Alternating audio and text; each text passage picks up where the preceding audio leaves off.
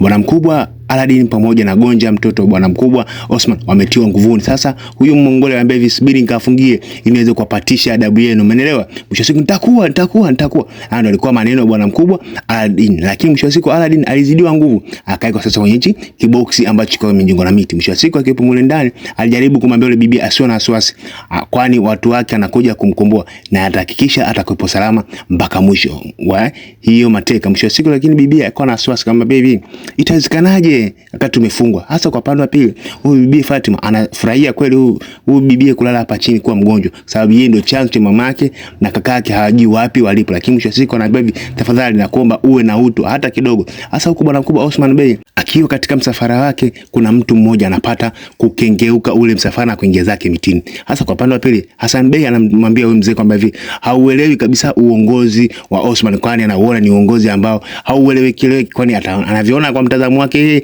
atakuja kuwaponza. Hasa kwa pande wa pili, huyu mama alikuwa anaongozana msafara na hao Mongoli wenzake. Hasa kwa pande wa pili, kumbe walikuwa wanafuatiliwa. Kuna watu walikuwa wanatazama kwa mbali, jinsi anavyokwenda ndio jinsi wao wanaofuatilia. Mwisho wa siku wale walikuwa wanafuatilia, akasema hivi, tutahakikisha tunafuata mpaka mwisho wao tujue wanaelekea wapi.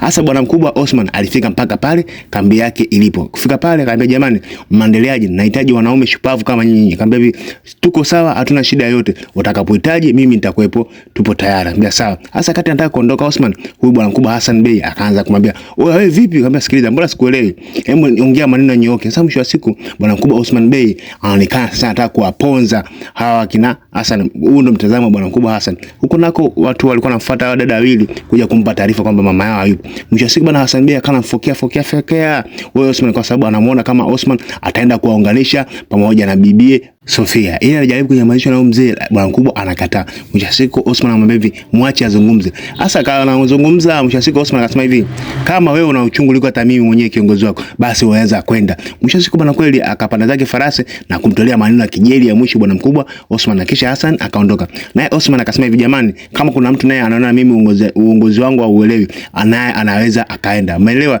Sihitaji chochote na sihitaji kelele. Hapa ni hakuna kurudi nyuma, ni kwenda mbele. Haya, anataka kwa upande wangu sawa, asitaka kwa upande wangu anaweza akaenda. Hasa kumbe kulikuwa na ushushu, alikuwa anamtazama bwana mkubwa Osman kwa mbali, jinsi alikuwa anaongea maneno yake ya kishujaa. Mwisho siku bwana mkubwa Osman akaitisha kikao cha mabaraza kwamba watu wote wafike.